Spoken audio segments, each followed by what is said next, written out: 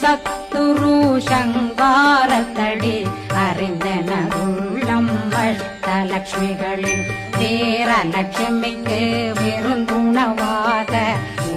பத்மாவை துணிந்த கையதனால் 27 உவந்த முதல்